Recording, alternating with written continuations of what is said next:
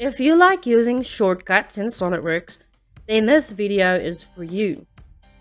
When customizing your command manager, you can customize the shortcut bar as well.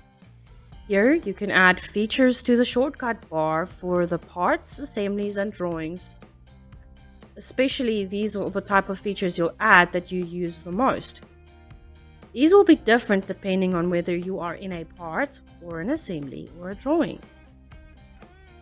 To access these features that you've added to the shortcut bar, you can use the S key on your keyboard.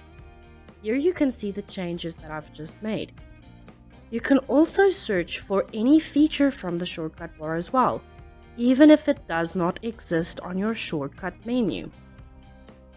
This is the quickest way to navigate your command manager inside of SOLIDWORKS.